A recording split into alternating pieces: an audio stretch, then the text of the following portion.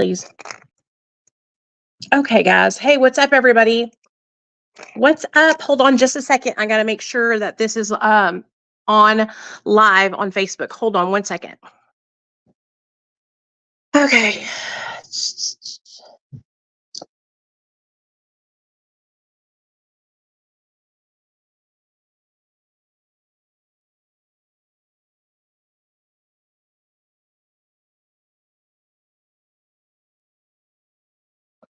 Okay. Yay. All right. What's up, everybody? What's up? What's up? What's up? What's up? Welcome to Discovering Nicole. That would be me, your girl, Nicole.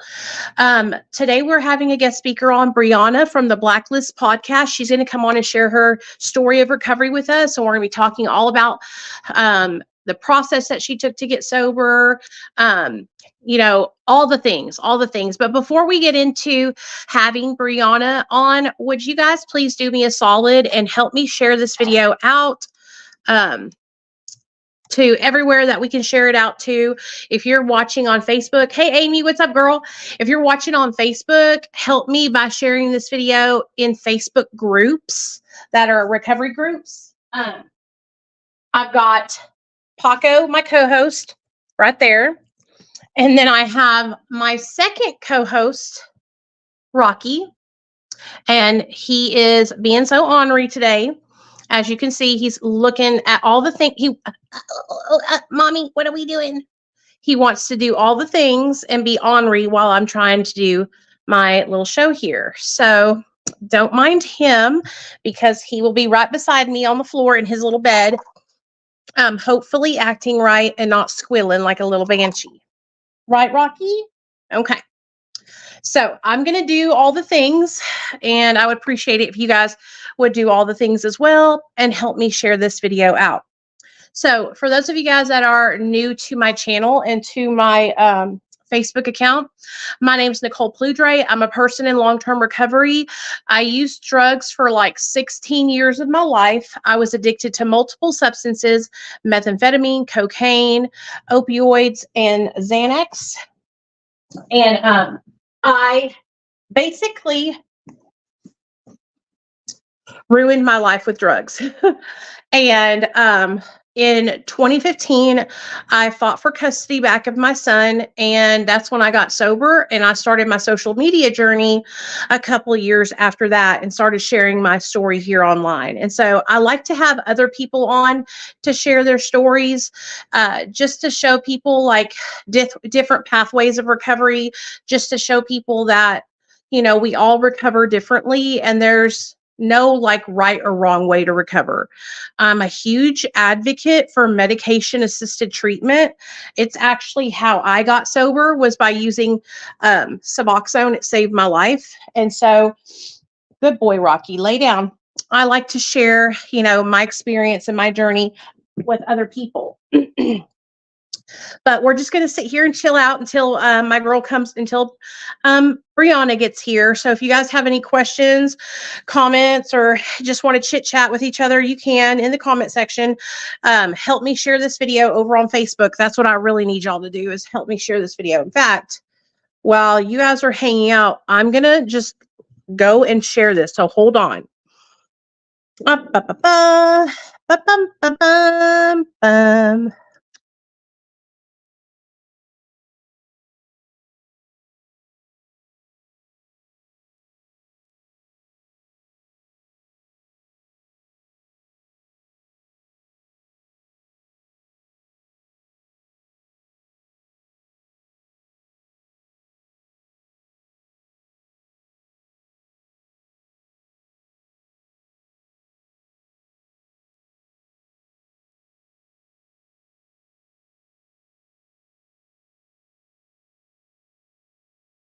Cool. All right.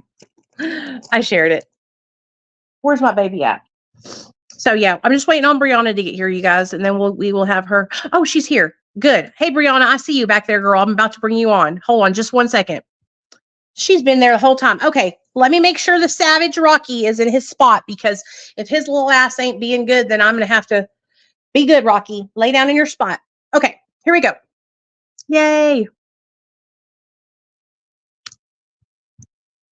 Hey, girl. Oh, hold on a second. Let me put my earphones in because can you hear me? I was muted.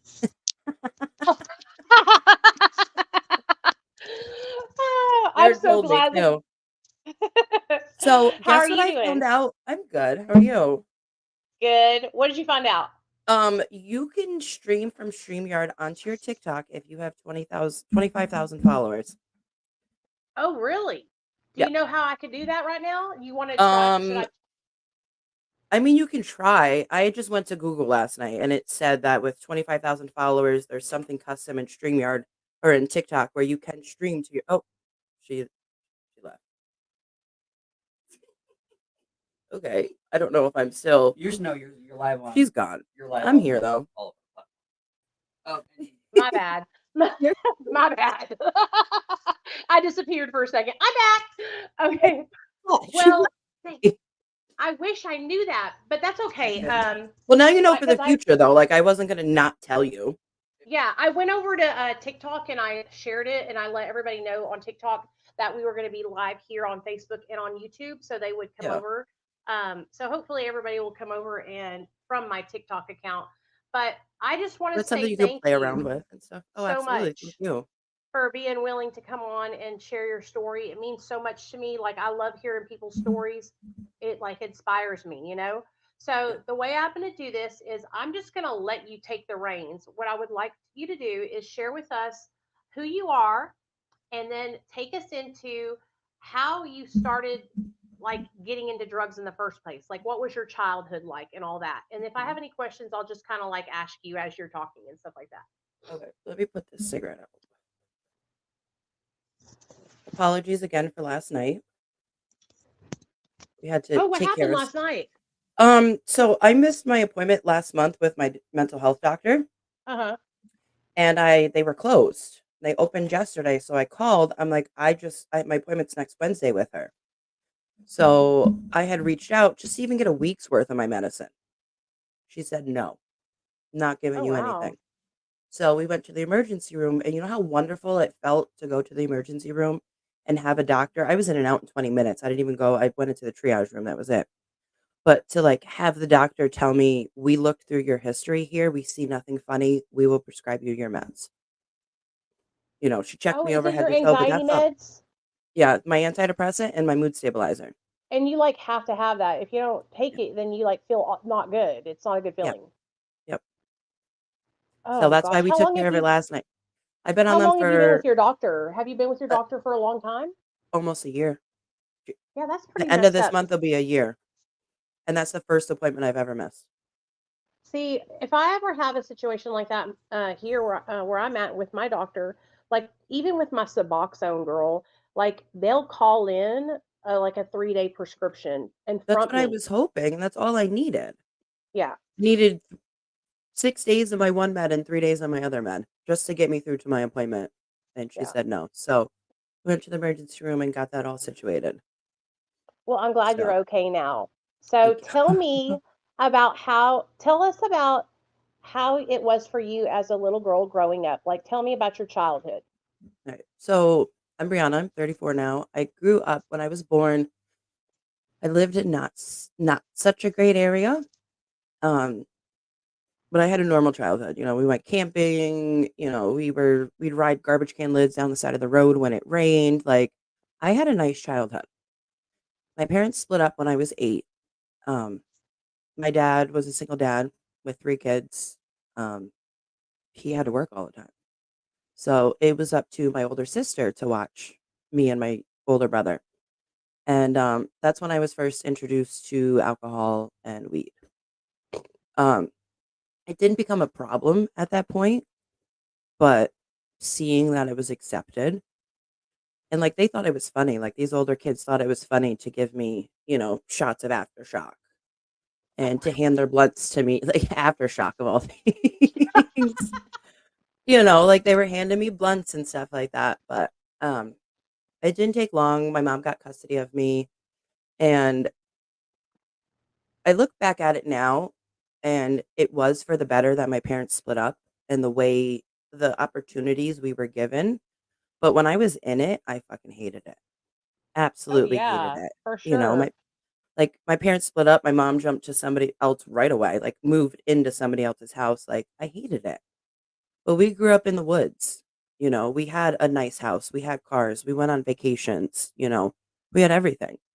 We had a backyard pool. All the parties, you know, family gatherings were held at our house and stuff like that. Like it was nice, but I hated it. So I rebelled all the time. My parents were strict. You know, I was 14, 15 years old, sneaking out of the house, going to the bars, you know, 14 years old, Damn. How were 14 you years getting old. into the bar at 14 or 15? Did you have a And fake ID made? no, I knew older people and I wasn't Back ID then, ticketed. I It feel was a like, because lot I know, easier. yes, because I was underage going to the club as well. And if you had like an older guy that liked you or the bouncer knew so and so, they would let you in back then. You know what I mean? Mhm. And it was a lot more common back then too to have, like, bars and clubs where you could be 18 or over to get into. You know, Yeah. you just had to be 21 to drink, so but 14, I was 14 years old, and I look at some of these little, like, 14-year-old kids, and I'm like, "How the hell?" Like, I would never let somebody that looks like that into a bar, but I was, going to I school, feel like, sneaking in. how old are you? I'm 34. Okay, so I'm 41. I feel like I'm a little bit older than you, but not much. I feel like back then, like so much was accepted uh than Mhm. there is now. Like now there's so much more emphasis on like, you know, minor safety and protecting children from, being in adult situations and being Yeah, with adults that they don't need to be yeah. around. Back then though, like, and I'm sure you were like I was, we were lying to our parents and saying we were going to, oh, I'm going to Susie's house to stay the night, and really we were going to like a party or something. Well, see, that's the thing, I wasn't allowed to go to anybody's house.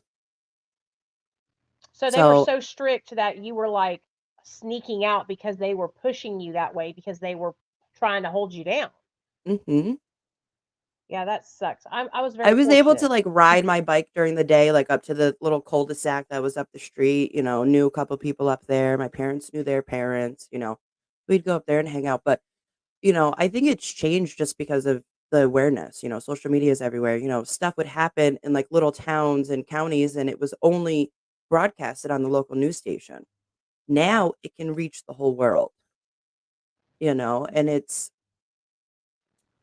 that awareness was there back then, but I don't think it was as the fear behind it wasn't really there. Yeah, Like, it people was were not on aware, such just a there was great no fear scale behind it. either. Yeah. Like now, if you do something that's messed up, your face is going to be plastered all over social media. Everybody's going to know, like within I've had my seconds. I've had my face plastered in neighborhoods before. Okay, so you're sneaking out. Your Yep. parents, or did your parents catch you? No. Oh, I did get caught once. We'll get to that though, but, like, I was smart. I had the brains, like, my stepfather would be up in the morning. I had an alarm clock to wake me up for school. I set the alarm clock to my music on high blast, and no matter what time I got home, I waited for that alarm clock to start going off before I climbed in that window. In case I knocked anything over or made any noises, nobody's gonna hear it, they're gonna think I'm waking up, Right. so I just waited. Um, I left my flip-flops outside one night, and that's how I got caught. Oh shit. The So silliest, stupidest little thing, I left my flip-flops and my stepfather was outside mowing at, like, 7 o'clock in the morning, and he's like, what are these?" And I and was so like, "Oh, I that's how left they them out." knew. Yeah, yeah. What did they do to you when they caught you? Nothing. They put, sensors on my windows, Oh no. like those little Now, dingies, those little ding things, you just yeah. slip something in that, so the sensor is going back to itself and it doesn't make noise. That's all I did. So you figured out a way around that. Yeah. Oh, So yeah. at this point in your life, had you started like dabbling with drugs or alcohol, or were you just Oh, trying to like party and I stuff? was I was drinking constantly, I was smoking weed, I had never at this point in my life, nothing harder than weed. No. Once I hit 16, I ran away, because life was so horrible in my gorgeous house with anything and everything I wanted. Um, it was so horrendous. Um, I ran away, started doing, taking acid, ecstasy, doing coke, like all within a week. Um, that's when my face became plastered because my mom knew the area that I was in. She hung my face up on the telephone poles.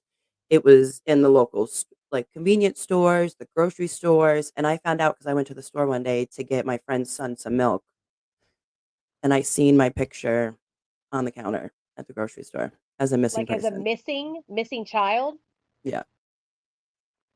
What And happened that's after? when What did you do? Did you go and call your mom and let her know you were okay? no, no. I just hid better. I stayed away from the windows, and they were more mindful of the people that they allowed in the house and stuff like that because, now there's more there was little kids in the house. Yeah. Looking back on So, it, you realize that like you had a great life. In your mind though, being a young kid, your parents had separated and you were probably going through a lot of like emotions that you didn't really know how to handle at that time. Like yeah. losing a parent to like when your parents divorced, like I've never experienced that. But I can imagine that it uproots all the stability that you were so used to having, you know? Mhm. So, do you think there was something different that your parents could have done maybe to help you so that way you didn't act out? Um, I don't think my parents, more of my dad, which I'm still working on, and I've kind of accepted him for who he is and not really wanted things to change. But my dad up and disappeared when I moved in with my mom. Within like a month, he was gone. No contact, no nothing. My mom painted this horrible picture of him. My dad came back around a couple years after my parents divorced. I went and spent 2 weeks with him down in Connecticut. Found out that he had a wife and had a kid, and he Damn. was very involved in their life, and that hurt. Like I didn't understand what my mom was doing to him to keep him away, and I thought it that way when I was younger, but now that I'm older, he's still not really involved in my life. So it's like if I knew back then that it wasn't my fault he wasn't around, it would have been a lot easier. Yeah. I mean, I was grateful for my stepfather. He taught me about cars. I went to auctions with him. He was older. I did like old people things with him. Yeah. He was an old school Italian. We went to auctions. We'd get up at 5 o'clock in the morning on the weekends and go to auctions and stuff like that. And, you know, I'm grateful today for what I had. But if I was shown in the right way to be more grateful, like instead of just being told to be grateful, like, Yeah. like examples, like now I use this on my kids now too. Instead of it, it's I told you so. No, I will explain stuff to you because I don't want them to end up with the same traumas that I have. And it's like I have a daughter that her father's not in her life. She has, my ex, who she calls her stepfather. He's been involved in her life for over 8 years, and he still is, even though we're not together. And I won't take that from her. She still does ask about her father, and I explain to her, it's not you, it's him. Yeah. He has things going on in his life. He does love you, but look at all this love that you do have, and it's just, yeah, things were presented to me differently back then. I don't know. Maybe I would have understood it. Maybe I wouldn't have, because Yeah. I'm learning now I had a lot of untreated mental illnesses. I was diagnosed with ODD and PTSD and, anxiety and depression. And, I Will seen a you tell psycho everybody what ODD is? I know what it ODD. is, but explain to us. Okay. And if I don't explain it to the best of, I'll explain it to the best of my ability, but ODD is oppositional defiance disorder. Uh-huh. You have a problem with authority. I explain it as the terrible twos, I but feel you like have that's it probably a forever. direct result of you having your family separated and then realizing that your dad was like had a whole nother family basically and it's making you feel like you had been replaced, Yeah. you And know? I And I just, like I left my dad's and went to my mom's because my mom told me, come move with me. I will give you this amazing life. And I listened to my mom. I locked myself out on the balcony and I told my dad, if my mom's not here in a half an hour to pick me up, I'm jumping off the balcony. And my mom was there in 20 minutes. And then I left my dad and I didn't see him again for years. So in the back of my mind, like, I listened to her, but I felt like it made my life worse. So why am Yeah. I gonna listen to anything that anybody tells me? Because the last time I listened to somebody, it fucked me up, and it's something a lot of kids deal with. They say that, it's only that you grow out of it in your teenage years, but I don't believe that. I really don't believe that you grow out of ODD. I think When were you it presents itself. when were you diagnosed like with everything that you had to do with mental health, and were you able to get treatment for it when you were younger, or did you not get treatment until you were older? So after I had ran away, I came back for a day and then I ran away again. You're a runner, girl, a track Yeah. star. Yeah. I run, and that's one thing that I've learned in recovery, to stop running. To stop running. And I've been stationary for almost 4 years and it feels amazing. But there is still something in the back of my mind, like, okay, it's time for a change. Like, let's go. But there's Yeah. no reason to leave the life that I have. I have an amazing job. I have a home. I have a wonderful boyfriend. Like, there's nothing to run from, but I want to, you know? It's And exciting. yeah, It's like an itch sometimes that I feel like I have that sometimes feeling too sometimes. And then I have to like calm myself down and I realize like, girl, you have stability, you have, like you said, a job, people who love us and care about us, and right. that makes me realize that I don't need to go scratch the itch, you Yeah. know. I just travel. Jared's got a motorcycle. We go on the motorcycle. We go places. I live near Buffalo. We go see Niagara Falls, go to New York City, like stuff like that. Like that helps me. Yeah, And it took a that's really while. cool. It took a while to appreciate being able to do that stuff. Like I have so many gorgeous state parks around me, and beautiful things to see that are an escape, but they're still local to me. I'm not fucking rooting up my life and moving somewhere else. It's just little escapes, and those are wonderful to have. Those are great techniques to have as an adult to, ground yourself and regroup your life. And, if you're struggling with anything, to me, I feel like the best advice I could give to somebody that's struggling in the moment, take your socks off and go put them in the grass. Ground yourself. Yes. Run your toes through the grass, whether it's raining outside or anything. My favorite thing when it's raining is to lay down on the ground and look up at the rain. I'll have to try that. I've never done that outside in the rain before, but I It'll do believe it'll in bug grounding. you for a little bit because the raindrops dropping in your eyes, but then you get used to it, and it's like it's something that nobody else sees. You literally can see the raindrops coming out of the sky, and it's nice. It's really nice. They replaced the lights outside of my house, so I can't do it outside here anymore, but I miss it. When did you start? I say, so when did you get treatment for your mental health before you started using drugs and alcohol, or did you start using drugs and alcohol and not be able to get treatment So I for it was for a drinking while? and smoking weed and, blowing lines and, doing ecstasy and stuff like that. When I had ran away the second time, I got arrested. I went where I was living. It was 16 and over to go to county jail. So Oh I ended wow. up in county jail at 16. I lived in a different county that I got arrested in. So from county jail, I went to a juvie. And then when I got released, part of the judge's stipulations of me getting released and staying released is that I had to go see the psychotherapist. Um, but because I was underage, they could not force me to take meds. My mom doesn't understand mental health problems. She still doesn't. So I told them, no, I want to learn coping mechanisms. Uh-huh. Because from a young age, I didn't want to rely on a substance for the rest of my life to keep me functioning every day, which Uh-huh. is weird, ending up in addiction, but I wanted to learn coping mechanisms. And then, um, about a year after I had started it, I ran away again. Moved in with my aunt, met somebody, um, and moved to California. How old were you? 17. Girl, I wouldn't have known what to do that far away from my mom and dad at 17 years old. Okay, I was gangster and I'm always everything, a but not that planner. gangster. Somebody that I worked with, her car had broken down like 2 days before I was picking up and bringing her to work. Um, one day after work, I was like, hey, you want to drop me off at the airport and take my car? She's like, where do you want me to park it? I'm like, no, you can have it.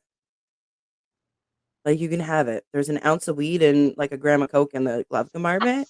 You can have What? that too. Like, I can't can't take it on the plane with me, so have it. And I gave her my car, and I moved to California with a guy I Well, had just okay, met. so what did you do in California? Tell. I converted to What? Islam. I got married. I worked. I got harder into drugs. Because you got the Mexicans jumping off the buses and working. Uh-huh. I found jobs where the owners were dealers, so there was a constant supply of cocaine at the business. I Would had to you hide say it. cocaine was one of your main drugs of choice? Well, if Um, you had to choose, what were your drugs of choice? I have multiple, so I always have to, yeah. So how would you like So like, from there's the favorite to the least favorite now or at this point in my life. at that point in your life? At that point in my life, cocaine was I don't know. I feel like cocaine, weed, and alcohol were all level. Okay. I always had a bag of cocaine in my bra. I always had a blunt, and I always had a bottle or some little nips on me. And you I were was snorting constantly cocaine, not smoking yes. it. No, just snorting it. I've never smoked anything except for weed. Whenever I used cocaine, it got out of control really quickly for me because it was so expensive. Yeah. And I couldn't make enough money to keep up with my habit. Did See, you that was the find problem. No, I worked for the people you that were had the selling it. dealers that Yep, you worked with them? yep. And They were so, doing it. Other people we worked with it. There was a plate out in the office. If you wanted some, you just went and grabbed some to keep you going. oh God, I would have been thriving at that job. It was. I was. I always had money. I was fucking buying bottles of fucking 2, 3 bottles of hard liquor, 2 bottles of wine every day, going home, getting sloshed, like hiding What it from prompted my you husband. to what prompted you to convert over to another to Islam? Was it because you Mhm. were dating somebody that was in that religion? Yep. I And they worked, were older than you, weren't they? um, by a couple months. Oh, okay. I thought this was like an older guy that talked you into going to No. California. No, and the messed up part is he didn't know I was moving to California. I made So you plans with just his showed up and you're like, I "Hey, made babe." I made plans with his uncle to surprise him for his birthday, and then my plan was not to leave, and they were fine with it.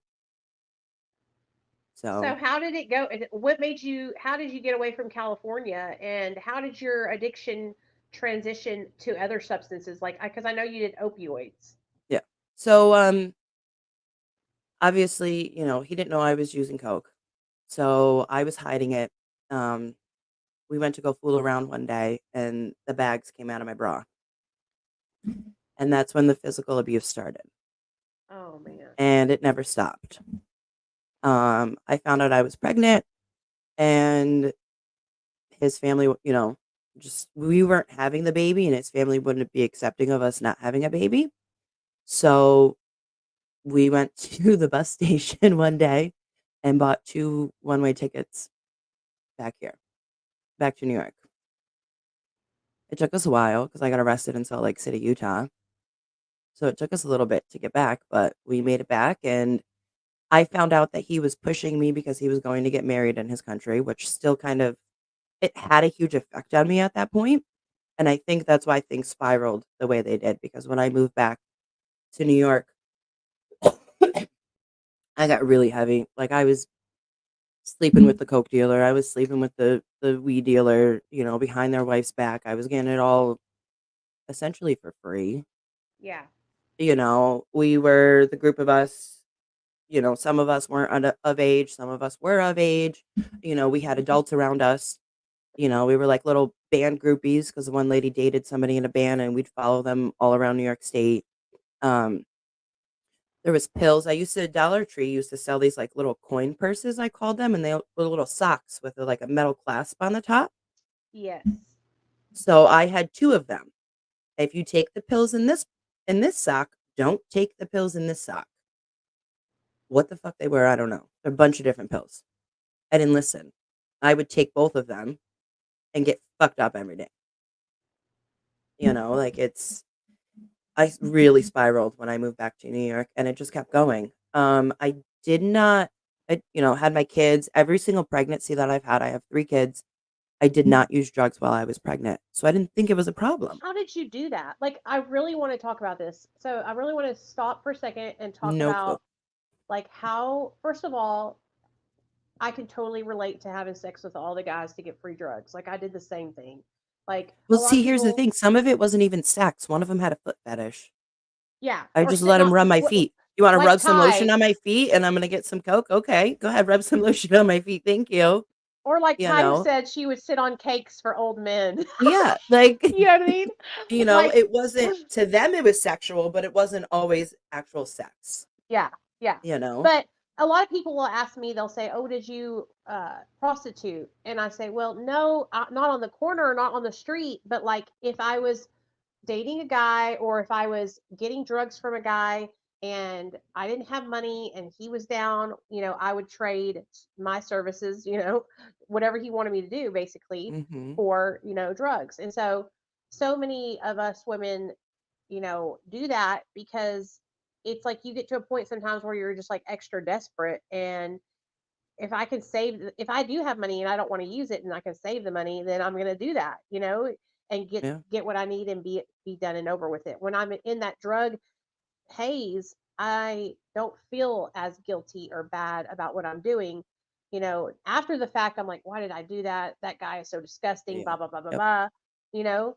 But during it, it's like you just block it out. And so, Mhm. can you relate to that? Were you the same way? Yeah, like becoming numb to things, which is really hard to unlearn too, is becoming numb in situations. But yeah, Very much. I hung out with older people, they were getting me into the bars, they were doing this, they were doing that, so, you know, I would make How it were you known able to sometimes, stop? How were you able to stop using drugs while you were pregnant? Like, I because I I could wasn't not stop. I was not using opiates until after I had my son. Okay, So, okay, it I was understand always it. I was stopping the acid, the coke, the weed, like, the drinking and stuff like that, like, I would stop that while I was pregnant. Opiates did not become an issue in my life until after I had my son. I'm so proud of you for being able to stop using substances when you were pregnant because I Thank was you. addicted. Shh, no fighting, guys. I was addicted to methamphetamine throughout my whole pregnancy. And I have so much, like, it follows me. I'm 8.5 years sober, and I still feel horrible about that. So I'm really proud of you for being able to do that because it's hard. It's hard. And it's not even about the substances. Like you were still, having the people around you and the lifestyle. Just thank you for being able to do that because your babies deserved for you to be sober while you're pregnant, And I can't imagine living with that guilt. Like, I live with the guilt of, like, I stopped breastfeeding my kids because I wanted to start drinking again and doing drugs, you know? Like, that's the guilt that I live with, and I can't imagine living with the guilt of using substances while I was pregnant. I'm not knocking you for it. It's Oh, I wonderful that you know. can stand here today. Oh, I don't want anyone to think, that that's what I'm It's a trying to say, guilt but that will never go away. You never live it down. You know how it is, mom guilt. I mean, I'm sure mhm, you have some mom guilt, maybe not about this subject, but maybe like I don't know, like, I always think, did I do enough for my son, or was this Christmas good enough? Do I? And it's like the constant like thinking that you're not doing a good enough job as a mom. You know what I mean? mhm, So absolutely. So, like, after I, had my son, um, actually, you know what? I was using opiates before I had him, but I wasn't addicted because his father is the one that introduced me. We're out at the bar, fucking nobody really told me stuff, so I'm in the bathroom fucking trying to sniff Molly, and it's not working because you're not supposed to sniff Molly, apparently. Nobody told me that before they gave it to me to go do it. So I'm trying to find my boyfriend. I'm like, "Yo, my nose is wrecked. Like, what the hell?" So he was in the what the fuck do you call it where they cook food? The kitchen. He was in the kitchen of the bar, and I walk in, and he's sniffing a pink substance. And I'm like, "Yo, they just gave me this bullshit I couldn't sniff, and you're in here sniffing something pink? Like, what's that? I want some of that." And that what was the was first it? time it was a Percocet. Oh, pink. Um, you A are Perc 10, right? why? Why were y'all snorting Percocets? See, I would pop Percocets. I guess people do snort Percocet though. I've As never. long as there wasn't Tylenol in it, we sniffed it. Okay, okay. I I see. mean, I did get desperate at some point and sniff stuff with Tylenol and deal with the burn. But burn That like a sucks. motherfucker. But yeah, no, that was my first time before I got pregnant with him. And like I was telling you the other day, before that, I didn't even know you could crush a pill and sniff it. Yep. And I'm glad I didn't know before then because I probably would have started doing it much sooner. So once you started using opioids, did it like take over? What was your experience like when you first started using opioids? Not right away because I wasn't around it a lot. I was around more cocaine and weed and alcohol and stuff like that. So it was just a every once in a while thing. And then I got pregnant with my son. Had him, nursed him for a year, and because he wouldn't take a bottle, I nursed him till he was like 14 months old. Props to And you, honey. I couldn't he even do it for wouldn't. 3 months. And he had to get lip tie and tongue tie surgery. Like he would not take. I went to lactation consultants. He would not take a bottle, so I had to keep myself clean Yeah, because that's I a lot of was. hard work. Yeah. Like any woman that anybody on here that you have been able to breastfeed your kid for longer than like half a year, 6 months. My hat is off Or to you even just because at that is all. no joke. Yeah, at It is all. Just no joke. making that choice. Like, it's Yeah. hard. It's hard. I'm sure, those 3 months that you were nursing your son, like, it's a lot of fucking pressure on a mother. Yep. I I remember there's constantly times, felt pressured. I'm at parties, everyone's fucking doing coke and drinking and stuff like that and getting wrecked, sniffing pills and shit, and I'm, like, in the bedroom crying because I can't do it with them, And it's like, but I loved my son enough to not transfer that onto him. Yeah. To make that conscious decision that I'm going to wait until he can drink from a sippy cup or a bottle or anything like that. So after he stopped, it spiraled. Alcohol was always a problem.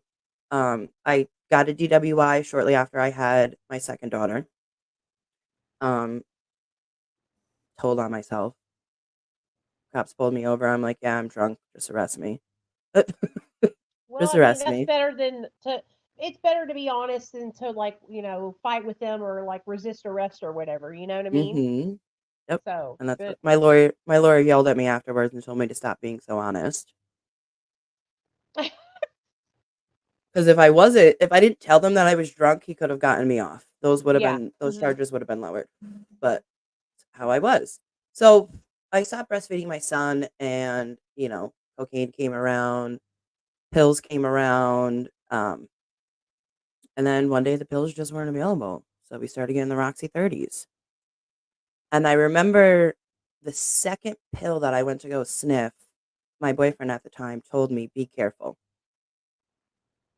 These aren't just opiates. There's fentanyl in this." What year was this? What year was this? Um, 2015.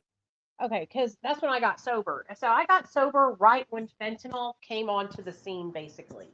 And so Yeah, the only fentanyl I've ever done is I sucked it out of a patch. You know what I mean? An old lady had a patch and the best way to I do it. No, sucked the gel out of it. and that's what some people say. They're like, "Well, they wear them for 12 days. How can you get anything out of it?" You can. Oh, yeah, for sure. You can. Hi, Chuck. Hi, So you Precious. I was guys just were saying. getting fentanyl pressed pills Yeah, the and you Roxy didn't know it 30s. at first. No, I knew it after the second pill. Those Roxy 30s only lasted about a month until that person didn't have them and started selling us fentanyl. And once again, my boyfriend at the time said, "Be careful.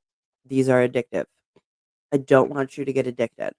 Because, like I said, I was using, but I could put it down and I could go on about my day and not use. I wanted to because I liked using, Yeah. but I wasn't experiencing those withdrawals. I wasn't having issues with it. So the first bag I sniffed, I was withdrawing within 2 to 3 hours. Oh, wow. And I That had seen sucks. real fucking quick too. Like I had seen other people go through withdrawals. At this point, I understood it was withdrawals. I just thought Hmm. they were sick. Then I started feeling those feelings. So 3 it hours was, after using. That sucks. Like, why? Oh, that is. I couldn't do that. Like, I would not be able to. Nuh-uh, man. and I think it was because like we were sniffing so many Roxy's, like we were going over there 4 or 5 times a day, having garage sales. Fucking, I was doing Instacart with people to get those tips so we could buy bottles of vodka and go get some Coke and go get some pills. And, I couldn't drive, I didn't have my license, but I would go with them and help Yeah. because I wanted some of it. So yeah, that fentanyl addiction progressed really quick. Really quick. I would keep it in my phone case. I didn't have a clear phone case. I put something in there. I could keep the bags of fentanyl were flat. I could keep my And it's bills just and my like a bag dollars of in it. powder, right? Because Yep. I seriously, I did not use fentanyl, or is it pills? It's in everything nowadays, but like you get it in pills. But when I was buying fentanyl, it was in a little baggie. Okay. It was Okay. just in a little baggie, and I'd I sniff have to it. show And y'all something really fast. Okay, do not okay. laugh at me. I have to. I see you Look at looking for this. the dog. You see me? Where's he at? Oh, there he Yeah, I is. was gonna His say I little don't see him. face. Look at him. Yep, right there. I have to show you. I'm sorry. He's like, I'm I not was, in my spot anymore, Mom. I moved. I was getting worried, but he's just chilling under the bed, so that's okay. Okay. I'm so sorry. Okay, Um, so I'm go gonna ahead. respond to somebody real quick though. Okay. Kittens, I don't think it's a typical response because, like Nicole just said, she had tried fentanyl before. It didn't happen that way for her. So I don't think that's a typical response nowadays because of how much it is. I think it all just depends on what else you're doing in your life. If Yeah, you are and using other substances and stuff. now they have added things like xylazine to the fentanyl supply, and so I know it's a lot more sedating effect now than a couple of years ago, and so also like the fact that they were like snorting so much so frequently might have impacted, like how long it lasted, or your metabolism might have just been fast, and you might have burned Yeah. through it more quicker than somebody else would.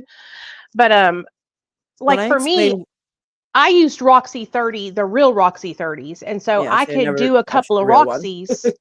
And I would inject them. I would inject a couple of Roxys, usually like 3 at a time, so that like 90 milligrams of roxycodone, and I would be good for like 5, 6 hours before I even started to feel like I wanted to do another one, just because I Yeah. wasn't feeling as high. I wouldn't even really. But back then, I was so bad on pills, you guys. I wouldn't even let myself get to that point where I would feel Yeah. sick because I 'Cause did we not want to knew. feel that way, Yeah. So Yeah. as your fentanyl addiction was progressing, what would you say was like what caused you to decide to make a change in your life? Like, when did I you just decide want to to get go sober? back to like the pill part. Go ahead. Yeah. I think it got so bad because my dad was driving from Connecticut and selling them to me. So we had some Oh, sort of relationship. I was seeing my dad once a month. He was coming up and spending the night at my house, and even though it was a shitty relationship, I had developed a relationship with my dad. so you were like so glad to see him, even though it was a relationship of convenience, like he was bringing Yeah. you drugs, girl. That's Yeah. fucked up. That And pisses me off. he was on when a couple months before I had my son, he got into a logging accident and got put on perks. And then I just kind of was talking to him one day and told him, I knew people he could sell it to. And he would drive up and he'd sell them to other people, sell them to me, throw me some for selling them and stuff like that. So, yeah, I had a relationship, so I kept it going. Yeah. I would break up the perks and mix them in with my Coke, because why not do everything together, Yeah. stuff like that. So, yeah, I think it progressed so bad because I did have a relationship with my father with And it. you were probably like that's kind of, to me, that's like a mind fuck. Okay. So Hmm. like It still is. my mom and dad, like th- they won't even drink alcohol with me. Like we can. I'm a 41-year-old woman, and my mom's like, "Hey, let's have wine together." You know what I mean? Like, so it makes me sad whenever I hear about family members or parents who use substances with their children. And um, I mean, you could say that about me. I used drugs while I was pregnant with my son, but like I just feel like it's so much different whenever you're like you're older. Like you're an adult, he's an adult. Like I don't know. I just feel like he knows better than to do that. You know, he Yeah. knows better Well, than to be bringing those to you. I don't think he realized, because for him it wasn't addiction. He was just using them as prescribed, and he didn't Pain. even need. Okay. Yeah, Yeah. he was using them as prescribed. He didn't even need all of it, but he needed money. Yeah. So he never, like, there's times he showed up and I fucking black out, and I don't even, like, he showed up and left and I don't even remember seeing him because I was blacked out the whole time. I would remember when I came back to it, because I'd have messages in my phone, but there's times I wouldn't even remember seeing him. And nobody in my family ever questioned anything. Nobody ever questioned my drinking, drugs, like they'd show up on my birthday and surprise me and bring me, dinner and cake and stuff like that. And I wouldn't eat any of it because I wasn't expecting them. I'm fucking coked out of my Were mind they and just drunk. like so disconnected from what reality was really like to realize that you had a problem, or do you think that they just didn't understand addiction? They didn't understand addiction. The only thing Yeah. my family has is alcoholism in it, and it's the person that has alcoholism in my family. It was to a point where it's quite noticeable. Yeah. Straight in the morning drinking, slurring their speech before noon. And I wasn't like that. So Yeah, you were totally they were just oblivious of it, right. Right. you know? What when you, what would you say was the worst experience you had when you were using fentanyl? Like, what was the worst time that you can remember? The thing that you feel the worst about doing? Anything that you can think of Um, like with fentanyl or just in my life in general? with fentanyl? Tell us about a Um, worst experience with fentanyl. Have you ever overdosed on it? no, I did not overdose. Um, it affected me differently, You're like I so didn't. fortunate, girl, because you could die on that shit. Yeah, It's I know. serious. Okay. I know. And I'm so grateful for being where I am. Like I didn't overdose. I wasn't the person that was in the room nodding. I was helping the other people that were nodding. And I would try to get to that point. Did it give Um, you energy when you took it? yes. Yeah. Okay, okay. See, I I was was the up, I was opposite, cleaning, I was girl. talking, I was getting shit done, like I was going. Oh, I was falling asleep with cigarettes in my hand and lighting myself Yeah. on fire. Yeah. See, like, that's another thing in my mind. Like, even though I'm experiencing withdrawals, it's not bad as this person next to me because they're over here Right. nodding out, like their heads in between their legs touching the couch, and we just did the same amount. Okay, So I obviously, like, understand now. even though I'm experiencing withdrawals, it's not as bad. Hi, Ty. Um, Hey, Tyree, what are you doing, girl? We love you. I was just talking about you sitting on cakes for old men. I love Ty. so I think one of my worst experiences, which was the constant thing, was bringing my kids with me to go pick up drugs. And it wasn't just my kids, it was other people's kids. We had a fucking minivan. Load them up. I think that was, and driving too. There's so many times I've had my kids in the car and I don't remember getting home. And mind you, I didn't have my license and I was hanging out with people that had their license. And they'd be like, "Here, Brianna, drive." Not even a second thought in my mind. I would drive because we have to go get it. Yeah, And if I'm yeah. not driving, then we're not getting there. Everyone else is too fucked up to drive. So I have to do it. So I think that was the worst thing that I've done while high or drunk or anything was put my kids in the vehicle with me.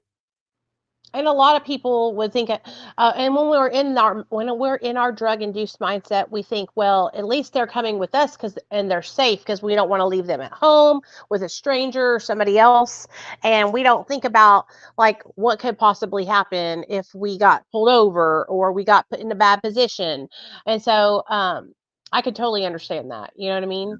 So don't beat yourself And up. we were I like, think we've all made mistakes like that. we were like the house because where I was living, there was 4 adults, 5 adults, 5 of us that were using. And there's other people that wanted to go out and do stuff that we, would get shit from. They dropped their kids off for like a week at the house and not even come in and check on them. But we were going to getting drugs from them because we're watching their kids, and Oh gosh. Like, it was just, it blew. Now, even sometimes in the moment, I'm like, yo, like, what the fuck? Like, what are they doing? I always had my kids with me. My turning moment was, even though I had the kids with me and stuff like that, like, if I was using, they weren't in the room with me. Every single surface in that home, you could put drugs on and wipe it off. Nothing was porous. We purposely had, we would get rid of the wood furniture and stuff like that. So if we ever wanted to use something, we could, and you could just wipe it off. Yeah. But I would go in my room and close the door, or I'd go in the bathroom and close the door, and it's weird. So there was 3 men and 2 women living in the house. The women worked, the men stayed home and hustled and, got money their way. So I was gone a lot. I was gone a lot. So I came home from work one day. Um, my son had cut himself while I was gone and had asked me for a Band-Aid. And I no thoughts, handed him the Band-Aid, and he held it up to the light in the bathroom and flicked the corner of the Band-Aid before he Like a opened it. baggie. Yeah. But That's what aren't got the me to kids the damnedest thing? but that's what got They catch on to everything, girl. Mhm. And that's what got Everything. me to stop using, though. Because Damn, that's amazing. I seen that, like, I was already thinking about it beforehand because I was getting sick, they weren't buying coke anymore, they were buying coke to make crack, and I wouldn't touch it, and I'm like, "Bitch, like, you're sick. Everyone's begging you, 'Come on, just come take a hit. Just come take a hit, you'll feel better,' and I'm like, 'No.' And I'm like, 'Why are you better than that? Like, you couldn't find fentanyl the other day, and you're trying to find heroin, but you won't go in there and smoke some crack with them?" And then I seen my son flick that Band-Aid, and about 2 or 3 days later was the last time that I used. Did you just cold turkey at home? No. No. How did you do it? So, we'd randomly use Suboxone. There was someone that we knew that would actually trade their Suboxone for cocaine Uh-huh. because we could get the cocaine and he was on Suboxone. So I knew Suboxone was an option. I had called a friend up one day and I'm like, I need to start going to meetings. Someone I hung out with regularly would bring me to work, pick me up, hang out with me and the kids, take me grocery shopping, stuff like that. Like, had no clue that I was using this stuff. So I told him I wanted to go to a meeting, and that was February 27th of 2020. And I started going to 1 to 2 meetings a day. I avoided my house because there was still 3 adults in the house using fentanyl and smoking crack and, whatever they wanted to do. So I avoided the house as much as possible. One of the first couple meetings that I went to, somebody that was there had spoke to me afterwards, and they told me about this program, an outpatient program, get on Suboxone, because I didn't really know this stuff. Yeah. I was absolutely clueless about everything. So he told me, he gave me the number. He said, call this person, leave a message. They'll call you back. So I did. The guy called me back. He explained to me that what it's called is a bridge script, which gets you through to your appointment. So he told me, I'm going to let the emergency room know that you're coming. We're going to start you off on this dose. And then we'll see you like next week or the week, we'll see you at your appointment. So I went to the emergency room, got my bridge script. I was by myself, drove myself with no license. A couple hours after I left, my mom called me and goes, why was CPS and the cops just here looking for you and your kids? Because I used my mom's address. I'm like, I don't know. She goes, well, apparently you're on drugs. And she had looked What? up fentanyl. She's like, why are you stealing people's cancer medicine? And, that's fucked up of you. And like, gave me a lecture. How did she find out you were on drugs? So when I went for my bridge script, Uh-huh. apparently they sent out for a welfare check for my kids. That is so fucked up. Are you fucking kidding me, dude? I never once had CPS involved while I was using. Nothing. Never had any problems while I was using with CPS. Nothing. I go to get sober and CPS shows up. So that means a mandated reporter from the hospital fucking told on your ass. Yep. That is so fucked up. Like, that shouldn't happen when you're going to get treatment with Suboxone. There's no reason why that should ever happen, like No. ever. And it still happens to people all the time. Like I've heard so many people share stories where they were on Suboxone, their doctor knew, their OBGYN knew, and they gave birth, and CPS came and took their kid. Yeah. Like, It's what? crazy. It's all stuff that they just don't tell you. They're like, "Oh, no, it's fine." The hospital never once indicated anything. They had no issue with me being there. There was none of the nurses or the doctor never, acted rude to me, mean, nothing. And then a couple hours later, they showed up at my mom's house. Did CPS Um, end up getting involved in y'all's life? so they did. Thankfully, when my mom had talked to the CPS worker, let her know that they had no idea. That I never had any issues with my kids. I wasn't leaving them home alone. Like, I wasn't leaving them at my mom's house for, days on end and not calling and stuff like that. So I think she had like this vision of me in my head before she met me. So when I did meet her, she agreed that it was fucked up. She's like, "I'm so sorry that I even have to do this." Yeah. She's like, "You're trying to get help. We should not be putting this on your plate." So we came to the agreement because my middle daughter was the only one that was in school. I don't have custody of my oldest. Um, and it's weird because I didn't lose custody of her because of my drug use. I lost custody of her because I didn't have a community. It was just me. Yeah. Um, so my mom lived right next to my daughter's school. The CPS worker knew that I did not live there, but we put a plan in place where my daughter would stay at my mom's for the duration of the CPS case. So anytime she showed up, at least one of my kids would be there and she could, lay eyes on them. And she helped a lot. My mom started helping, that CPS worker helped, but it was a lot, just to like get that phone call while I'm I trying am to get help. totally anti CPS. I am anti CPS all the way around, no matter. Like, I truly believe that them coming in and taking children away from people who are struggling with substance use disorder, like, I feel like it makes the situation 10 times worse. I feel like there's so much better ways to handle the situation. Like, if a mother is pregnant and addicted, putting her in treatment, like a long term treatment, 6 months or longer, with a baby, so she can be taught how to be a Yeah, sober mom, how to change diapers, how to do all the things instead of showing up at the hospital and taking her newborn from her, you know? yeah. Giving them that tools, like I said, when I was younger, I Yes, didn't the want to be tools. medicated. I wanted those Yes. coping mechanisms. And that's the thing too, like women that are on Suboxone or methadone through their pregnancy, I can understand like if they have the baby and there's illicit drugs Right. in the baby system or in their system. I get that. But if it's their prescription medicine that a doctor has been supplying them, and, like if they have a baby and they're not prescribed Suboxone and the baby, they have Suboxone in their system, I get that too. Right. But if a doctor's prescribing it to them, why? Why are we doing this? It scares people. It scares people from getting sober. Because they want control. Yep. It's what it is. I mean, Yep. because I've seen them do it to people who are not even addicts or alcoholics who just have pain management, like a prescription because they have a bad back. You know Yeah. what I mean? And it's like, wow, dude, it's because of they want it's because of this whole war on drugs bullshit that people that the government and is still pushing like it's actually like we're actually helping people by drugs are never going to go away. Like you Mhm. can't get rid of the drugs in the world. You know what I mean? Yeah, I can't. But you can help people, like you said, with the tools and coping skills. So that way they don't want to choose a life of drugs and alcohol. They want to choose a life where they are present and awake and part of their life instead of resulting to going and using substances because they're so depressed or sad or anxious or hurting, you know?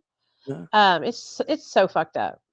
Yeah, and I It's just think it's like, especially because it's understood that if a mother is on Suboxone or methadone and they stop it during pregnancy, that the fetus can die. yeah. Mhm. Like that is widely broadly understood, Suboxone and maintenance medicine um is handled different with pregnant women than it is if you're not pregnant Yep. because there is such a risk to the fetus. And the fact that that is broadly understood and they still look down on women. I can't think of the word right now, but they still, crucify them. for doing that, for making that choice to have a child instead of kill the child. Dude, there's fucking treatment centers that will advise pregnant women to get off of their MAT because they don't want you to be on MAT in their rehab because they believe in one way of recovery, which is the mindless, abstinence only brainwashing Yeah. of the whole wide world. Yeah. And that's why, It, like, it makes me mad. I tried to do the 30 and 30 Uh-huh. only because I was living with active addicts. I was Yeah. working day shifts. I was going to meetings after work. I was getting home late. It's bedtime for my kids. I'd go retreat to my room and stuff like that. COVID, damn COVID, shut that down. That But, like, sucked. when I try to explain that to people, like, I don't even know what any of the steps are. I was going to the meetings to see that it was possible. Yeah, for community and Hearing to be Yeah, around other people that are in recovery, for yep. sure. I wanted to see that it was possible. It was possible to be happy sober because I was fucking miserable. I got CPS on my back, got all this shit going on. I wanted to see that I could be happy. And being around those people that were happy gave me that hope. Yeah. And I really do believe that's the only reason I'm still here in recovery is because I was able to experience that without the stigma behind it. Do you still have like a community of people that you have that, like kind of like, do you still go to maybe like meetings that maybe not, I don't know if you go to AA or NA or like different kind of meetings, but do you still do that to this day or is that something that you kind of like fell off on doing? I really fell off on doing it because of COVID. Like I would join like some Zoom meetings. I've gone to a couple in-person meetings. When I left my ex, I actually went to a meeting that day and the topic of the meeting was you can't change anyone. You can only change yourself. And Isn't it that crazy how like we'll get a message and it's like right at the right time when we needed yeah. to hear the And it message? was like I found out that he was still using. And he's like, "Well, I'm going to keep using. You can accept it or leave." And I'm like, "All right, I'm going to leave and go to work." And I really went to a meeting and it was you can't change anyone else, you can change yourself. And I think that was the most powerful meeting I've ever been to because that helped me.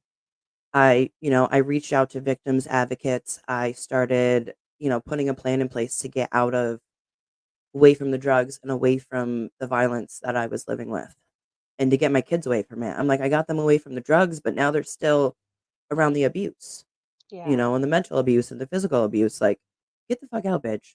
So yeah, there are times where I feel really compelled to go to meetings. Um, my community is my people. There's some people that I met very early on in my recovery. They've seen me go through all of it. So I know I can pick up the phone and call them. And even though they haven't, some of them haven't struggled with addiction themselves, they've seen me go through it and they can offer advice. And, I have people. I Yeah. definitely have people, and I don't have to go to a meeting for it. So, When I realized that I could stay sober without going to meetings, like I had been taught that if I didn't go to these meetings, then I was going to relapse. And that's what I believed for a really long time. yeah. And so when COVID happened, I started doing my own meetings like online. And that is what really Mhm. helped me to realize that I could stand on my own and take my power back and that drugs didn't have any control over me. I had been sober long enough to where the thoughts had gone away. I mean, every now and then, do you have a lot of triggers? Like every now and then I'll have a little bit of a trigger sometime, but nothing like out of the ordinary. What about you? So when COVID hit, I was getting sober. My boyfriend at the time realized that I was able to get sober. He wanted to. So we moved 4 hours away. Moved to the middle of the woods, like middle of the woods, dirt road, barely any cell phone service unless you have internet, stuff like that. So I moved away from my triggers, but I still do, and like you said, it's very random. They're not as strong as they used to be. I am equipped with my tools to kind of deal with them.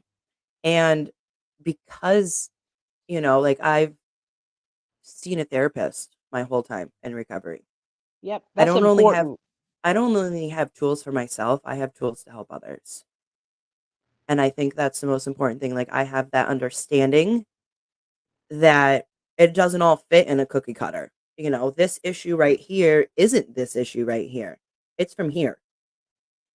and you just got to find your way there and figure it out. And, I'm able to help other people, and that helps me, you know. I think helping people helps me as well. And I had actually Mhm. said something about this on TikTok the other day. I was talking about how one of the things that I did take away from the 12 step fellowship was that helping other people, doing service work and getting outside of my own mind, it really helps me when I'm struggling, because a lot of the times I'll get in a mindset where I'm thinking about how I feel sad for myself or I feel bad. And then and going and listening to someone else, like having you on to share your story, or having somebody reach out to me that says, "Hey, Nicole, I'm really struggling. Can I vent to you?"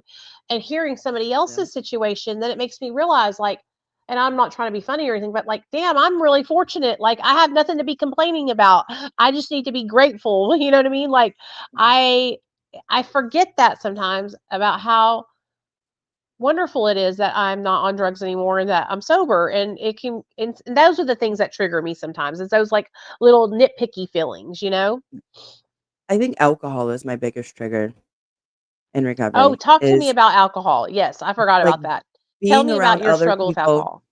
Being around other people that are drunk really triggers me, because I've learned in recovery, surrounding myself. I did the same thing when COVID hit. I joined a platform.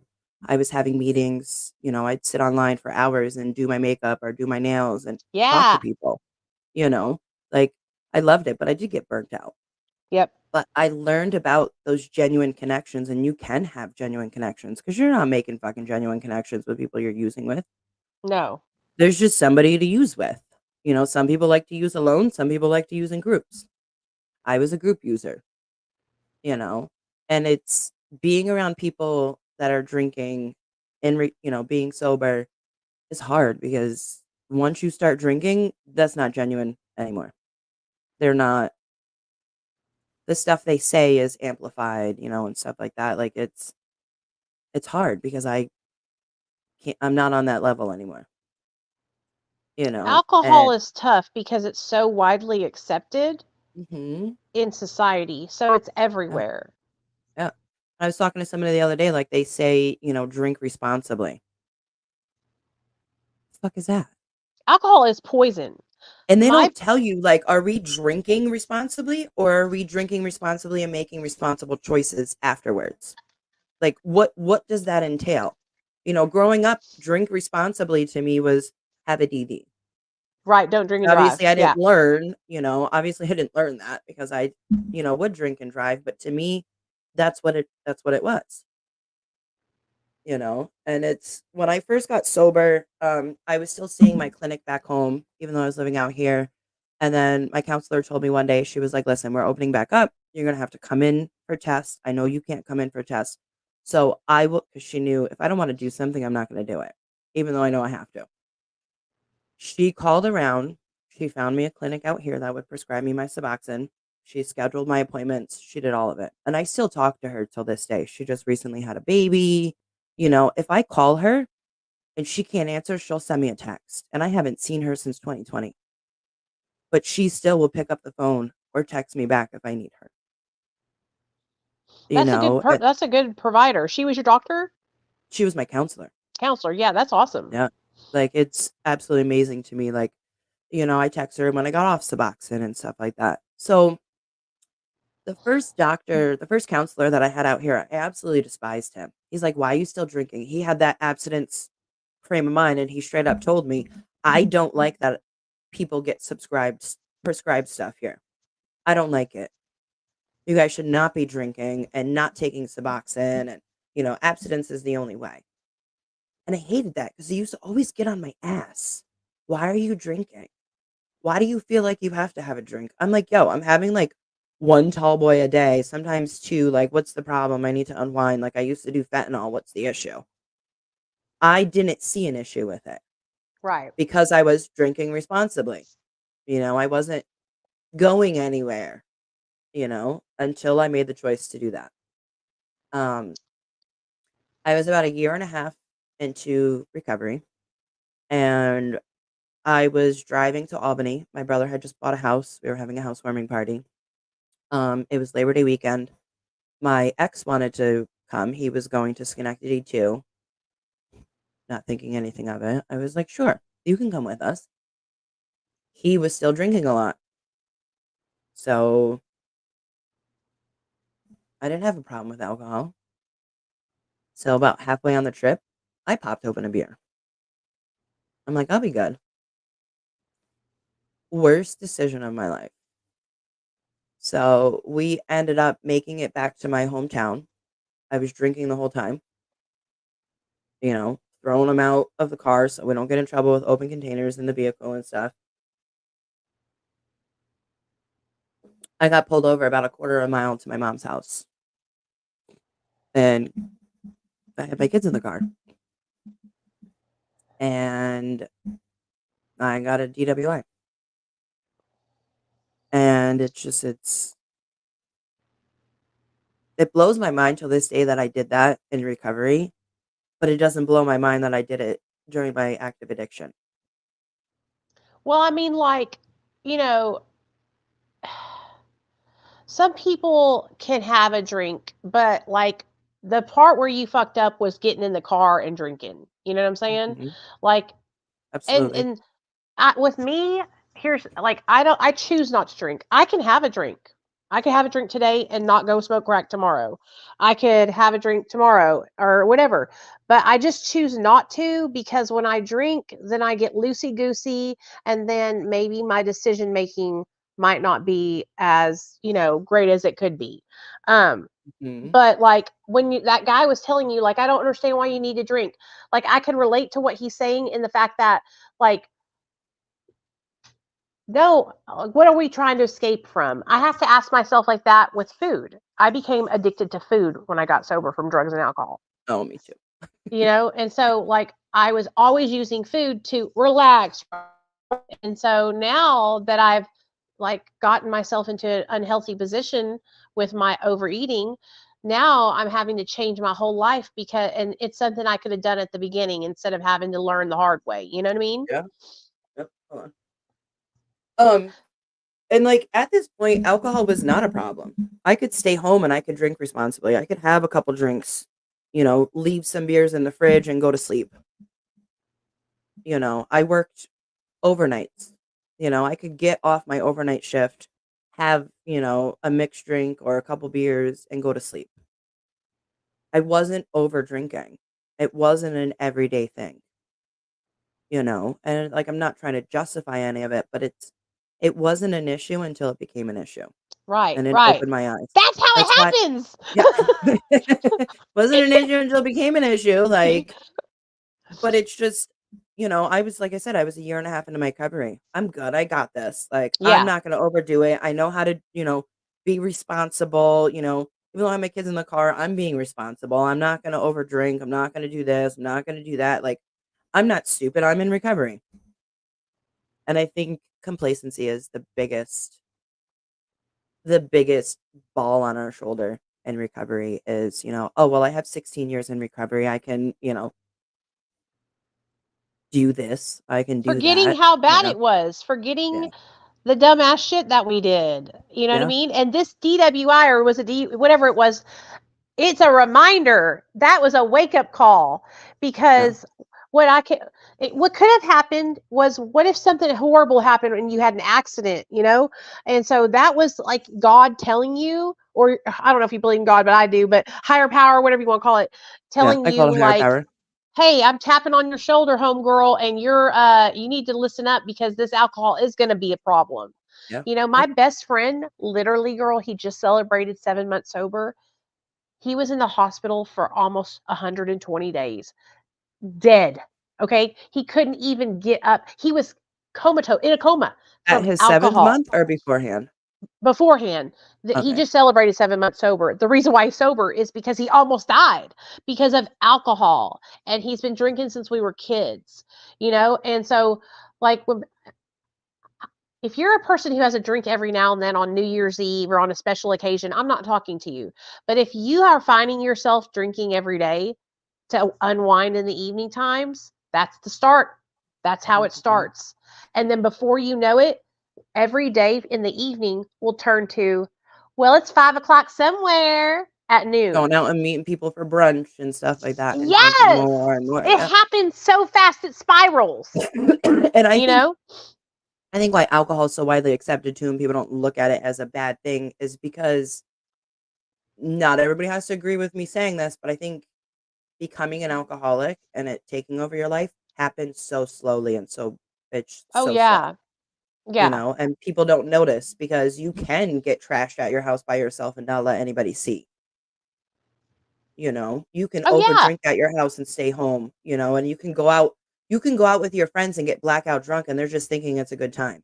They don't know that you're exactly, doing that every single day, and it's so hard because then you don't know who to reach out to help and who's gonna, stick their middle finger up to you and be like, no, it's not a fucking problem.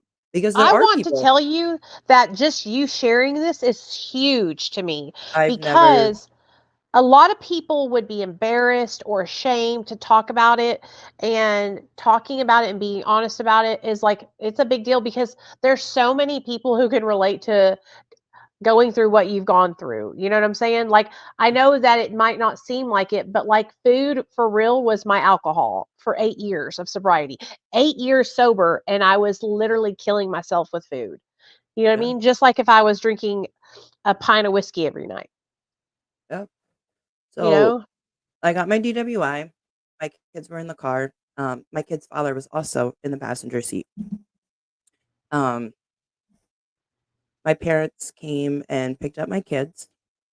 Um, their father had to find somebody else to come pick him up because he wasn't going back to my parents' house. They didn't like him. And I was just drinking in the car with him and the kids. They really didn't like him. So I'm trying to figure out if I'm going to say something or not. I'm going to. Jared had asked me the other day because we sat down with Chad Matson, who got behind the wheel drunk and killed somebody.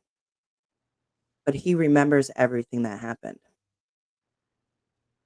I don't remember getting pulled over. Don't remember it. Yeah, you were probably drunk, blacked out. I remember sobbing in the back of the police car and seeing my stepfather's face. That's it. I woke up in the police station. I couldn't even I had no emotion about it. I was mad at myself. I was really mad at myself. Um, my cousin was the officer that did my intake. He knew I was sober. He cheered me on, and he was mad at me too. So, hold on a second. It's okay, girl. I understand. Like, and I'm sure like you were disappointed in yourself, because when you've been sober for a while and then you have a slip, you think like, it's like so taught to us that we failed. But I just want to, and I was just talking about this morning. Just because you made a mistake with alcohol doesn't mean that it erases all of the experience and all of the positive things that you did in the Oh yeah, almost 2 years you were sober before that. You know yeah. what I mean? There's a difference between a lapse and a relapse. Right. I had a I lapse. absolutely agree. I had a lapse. It wasn't a relapse. It was the kick in the ass that I needed. Of course, my family was disappointed in me and stuff like that. And, I had a previous DWI, so I knew how serious it was to get caught with your kids in the car. Yeah. And my whole life crumbled until I got lucky. It was a second chance. I did not once lose custody of my kids because of it. Um, hold on. I'm glad that you didn't lose custody of your kids because of it. You know what I'm saying? So the only reason I didn't lose custody of my kids is because I was still actively in rehab, even though I had already graduated rehab. I've graduated rehab 3 times in my sobriety. Um, my kid's father was with me, and he also made a decision to let me drive, knowing I was intoxicated.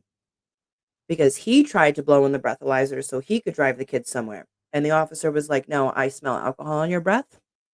It's best we don't do a breathalyzer on you." because then it'll be in the report that you were also under the influence of alcohol, which would have been worse. Yeah, that would have been because both parents. Because Yeah. was he considered the parent of your children? Yeah, right. Yep. Yep. He's the guard. He's like in the eyes of the courts and stuff. He's seen as a guardian of my daughter, even though he's not her father. He's never adopted her. Her father's never been around. But our son, we do have a son together. So because he made that decision to let me get behind the wheel and drive drunk, he also got in trouble too. He didn't get a DWI because he wasn't driving, but he also got in trouble as well. CPS got involved. I don't know if it's like this in other states, but if you get a DWI with your kids in the car, CPS gets involved for a year. So he was under the same stipulations I was under. Mine were a little bit stricter because I was the one driving. I got put on drug court. I had to take parenting classes. I had to continue with my rehab and graduate. I had to start mental health. And I did all of it. And I got off in a year like I was supposed to. I did all of it. I never failed a screen. Mind you, I didn't have my license. So if I didn't have a ride when my number got called, because I don't know, I'll explain what drug court is. I wasn't on drug court through criminal court. I was on drug court through CPS. So I didn't have to like go and report in front of the judge and stuff like that. I just had to call a phone number every single day. And if my number came up, I had to go piss in a cup. Yeah. So if I couldn't make it there, CPS would bring me. And you know how difficult that was working full-time overnight? That would Full-time suck. from 11 p.m. to 7 a.m. and then still having to stay up so I can go to drug court, get some sleep, and then get my kids off the bus, take care of them, and then go back to work. Like, it was hard, but I did it because I was given a second chance, and I'm going to do everything right. When I did get off of CPS, they commended me. They seen a change in me. I got off Suboxone during that time. I got my DWI in September. I was already tapering on my Suboxone, and my goal was to go on the Vivitrol shot. I stopped Suboxone in December of 2021. No, 2022. 21. I don't know. December 2021. Because I just celebrated 2 years off of it. Trying to do the math real quick. And I made a lot of huge changes in my life. I started making smarter choices because it was a fucking slap in the face, Nicole. Yeah, I mean, honestly though, like, I'm glad it happened as early as it did, and not like 7 years down the line. Because I just feel like you're still. I look at like a year and a half, 2 years early recovery. I say it's like being a Yeah. newborn baby. You're only a toddler. You're only 2 years old. You know what I'm saying? Mhm. And so, like, it was a mistake that obviously needed to happen for you to learn from it. Do you drink it? Tell us now. Do you dabble with alcohol still, or are you like, fuck that shit, I'm never touching it again? The last time, and I really hope my probation officer doesn't see this, but the last time I had a drink, me and Jared went to New York City the beginning of last year, and I got a fancy like lavender drink, Yeah. and it was fucking gross. I barely even drank it. And it was probably expensive as fuck, and you're like, why the fuck did I waste my money on this? Yeah, our meal was Same way I $100. felt too, girl. Just one meal was $100 at this place, and I'm like, nah, I'm good. Like they took it off because I took like 2 sips, and I was like, this is gross. Like if I would have got a beer or a shot of whiskey or something like that, like I know now if I ever do go back to having a random drink, it cannot be vodka. It Stay cannot away be from vodka, only because I was drinking a couple bottles of vodka a day while I was using. So Like, in my mind, vodka is going to give me that taste of other drugs. Although any alcohol can lead me back down that road. Being mindful enough to know to stay away from vodka, that's me being responsible. I would Stay away stay from away all from alcohol to all begin with. alcohol. Yeah, If I stay was away from you, all alcohol to begin I would with. stay away from all of it. And that's for me too, because this last in October I went to Disneyland with my bosses, and Mhm. I wanted to drink so bad. And I remember talking about it on my channel, and it was like this huge uproar because I wanted to buy a fancy drink at Disneyland. People were so angry that I even talked about wanting to do it. So I didn't do it. I ended up not doing it, right? I'm glad I didn't do it, but it's like I just want people to understand that, like, if you're in recovery, drugs and alcohol don't control you anymore. Like, Mhm. you can choose. You're in control. Yes, I'm in control of my life today. I'm not going to drink a bottle I'm not going to have a shot of vodka and I'm not going to now, or I'm not going to have a beer and then all of a sudden I'm going to break out in allergies, handcuffs, and go and get fucking methamphetamine. That's not that's not true. That's not how You it just said it works. that way. Not gonna have You an know what I mean? allergy of handcuffs. But I'm not gonna like go out. Pete, we have been taught that we are allergic to drugs and alcohol, and that if we put drugs and alcohol in our body, then we act out. No, that's just because we were using drugs and we chose. These are Mhm. choices that we made.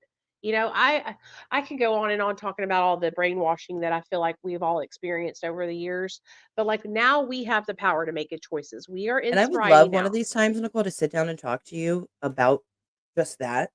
I know it's gonna be a long conversation, it's not something we can get into right now, but I would love to talk about that aspect of it, the 12 steps and the brainwashing and stuff like that, and how that changed because a lot of us are working on changing the verbiage and the mindset of other people, so it's becoming, maintenance medicine, you know?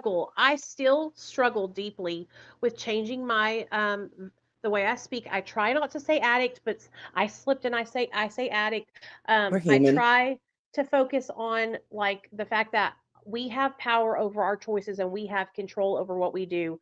Like for a long time I believed that drugs were controlling me. No, I chose to use drugs while I was pregnant with my son. Mhm. I made that So are you choice. more of a addiction as a choice, not a disease person?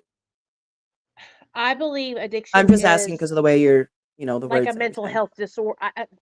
I believe that it's a choice that we No, make it's a when cigarette. we use substances in the beginning. We use drugs, okay? And then what I believe happens is that I believe that over time, over using drugs, we become dependent on that drug mentally and physically, and it becomes a lot harder to detach from that unhealthy habit. But I believe that addiction is just a, a habit that we have developed, and it's gotten worse and worse and worse and worse and worse over time. That's why I say disorder because Yep, oh substance gosh, I use know people are gonna get disorder. so mad at me, but I just now started really leaning into this more and this mindset. This is all new for me, so I'm still trying to learn. Okay, in the beginning, it's a choice. You choose to pick up drugs and alcohol and put them into your Mhm. body. When those substances take a hold, they're so powerful, and the euphoria produced by methamphetamine or fentanyl or alcohol or whatever is so powerful that your brain becomes used to getting that euphoria, used to getting that pleasure and that reward. And so Yep. when you don't have it, And that's what it you're is. in It's a pain. reward system for our brain. It So really is. so taking it away is like really hard to heal from that and to get better from that because you have just like with me right now with food addiction. Okay, it's just the same thing as drug addiction. It's like a reward thing, and so now Mhm. it's a huge unhealthy habit that I got myself into that now I'm having to reverse. But for the longest time I believed that basically drugs were controlling me, and that's just not true. Drugs don't have power over me. They can't make me put them in my they need me. Yep. Without my actions, drugs are nothing. And so Mhm. I'm in between like mental health and choice. I don't really even know, but I just know that addiction sucks, and it's really, really hard. And I know a lot of people struggle with it. But the longer that I stay sober, the longer I stay away from drugs, the more I realize that a lot of the things that happened were just choices that I fucking made. Yeah. And that's why I said, it's insane.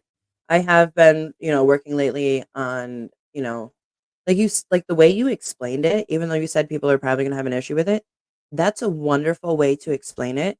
So people that don't struggle can understand and stop stigmatizing people that do struggle with drugs and alcohol, and that really is, we don't, I heard a Little Wayne song one day and it just sticks in my head. We all live in the same building, but we have different views, Yeah, I used to be and that is a very diehard. help way. That is a very helpful way to explain it. I used to be die hard that addiction was this big bad disease that was taking over me and controlling me.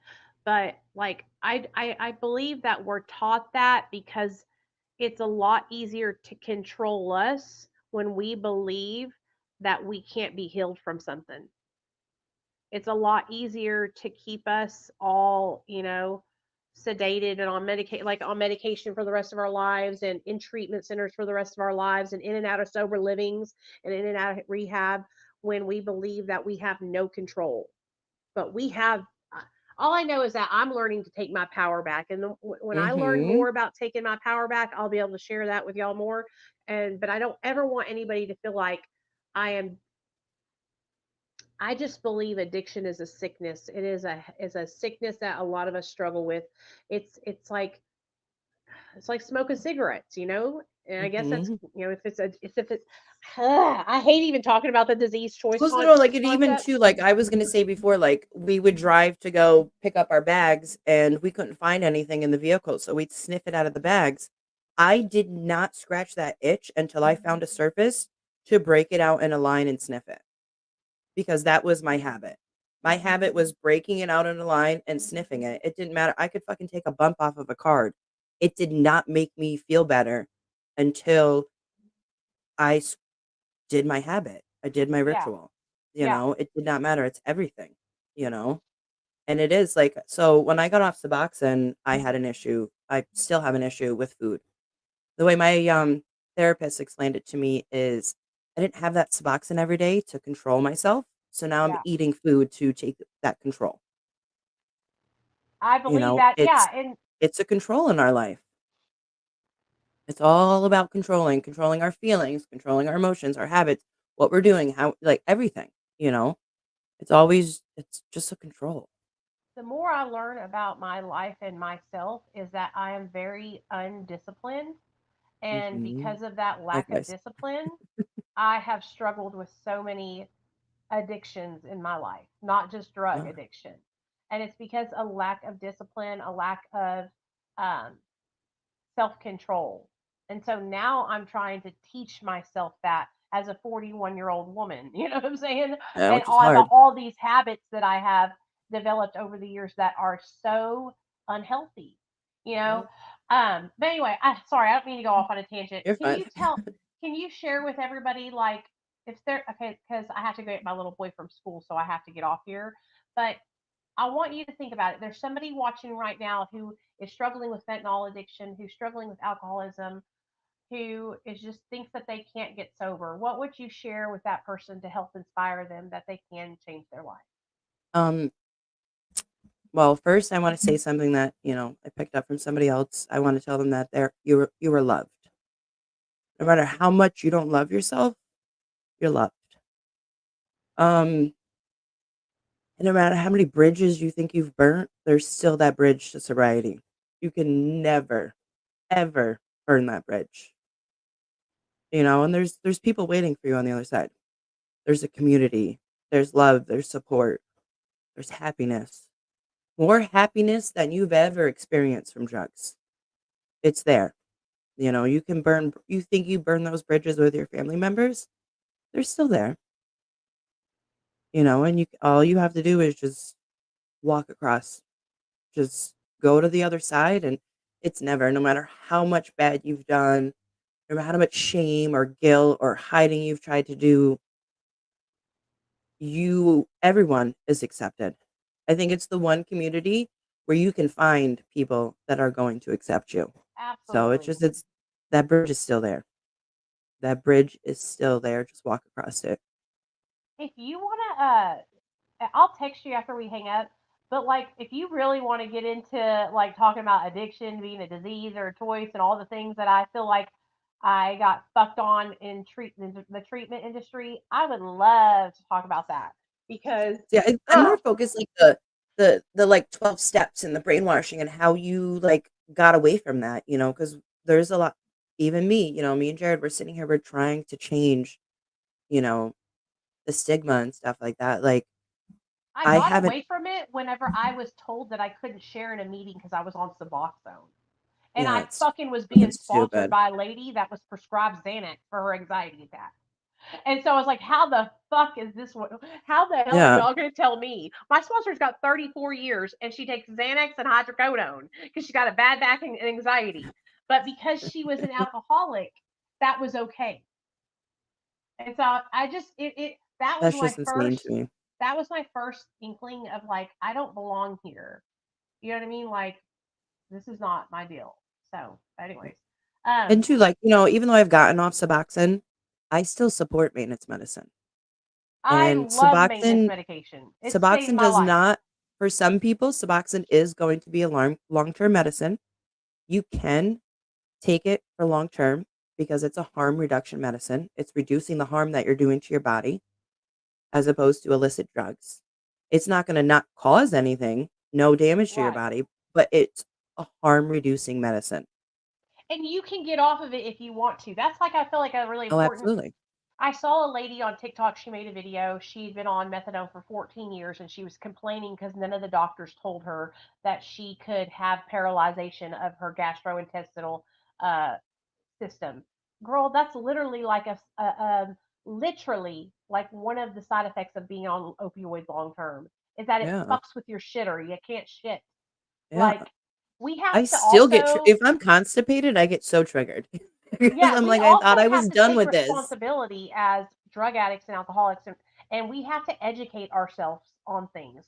Like, we can't Mhm. blame the Suboxone doctor for not telling us this, that, and the third when we're the ones who are taking the medication and putting it into our bodies. That's another thing that I could go into about people in the recovery community is like a lot of people want to shift blame onto somebody else so badly. And like, I even used to do that in early recovery. And that's where I feel like a lot of my mindset is now that I'm taking my power back because I choose what I do today and nothing else makes those choices for me. And Mhm. I'm never going to blame the choices that I made. Like, how stupid did I sound saying meth what made me do it? You know what I mean? Like, when I Yeah. think back to a time like that, I think, oh my God, Nicole. But anyway, I really appreciate But you the for coming reason on you've here changed with me. that is because you've learned. You've Yes, learned and you've grown, and that's the point of recovery is to stay sober and to keep learning and growing. And if that's maintenance medicine or it's Cali sober or it's kratom or if it's complete abstinence, keep doing it and keep coming back, absolutely. But I will We help if support anybody wants to all reach out. pathways Yep. here, all pathways. If anybody is interested in tapering on their Suboxone medicine or, want some tips, I only have my story. I'm not a doctor. I do have a lot of tips, tools, and tricks because I tapered from 24 milligrams down to nothing in about 9 months. I had an amazing doctor who supported me and gave me the right tools to do it successfully because that's the only reason you would get off Suboxone or methadone is if you can continue to be successful and stay sober. Yeah, And if, and if you if anyone wants tapering that help with slow, it, oh yeah. great idea. Like, that's Yeah. the only way you should do it. Don't ever listen to anybody else if they're telling you jump off this milligram, jump off that milligram. Don't Mhm. listen to them. Yep. You wanna continue to be successful, and that's the only important thing is that, we're just trying to help other people be successful, Yeah. and that's it. Will you do me a favor and send me the link to, oh no, send me the link to, I want to link your YouTube and the Facebook below this Mhm. video. Will you send me those links? Yeah. It'll probably be easier for Jared to do it because 'cause it'll take me 7 hours to remember. Okay, I'll text Jared. You guys make sure y'all go follow Jared and Brianna on the Blaklist Podcast. They had my friend Ty on. They had my friend Natalie on. They're going to have I me was on. I was So so they're happy amazing. when Ty said yes. Like, she was the first person I reached out to, like, I was so happy, and we've built such an amazing relationship with her, and it's just I love it. We're all people. We're all She's just good people. people and she's real. And Mhm. I'm so happy for her making her podcast. But anyway, I'll text you later because I got to go get my little boy from school. Okay. Okay, Yeah, girl? likewise. Alright. You guys have a good one. Thank you. Bye, Thank you, you guys. Nicole. Love you guys. Bye.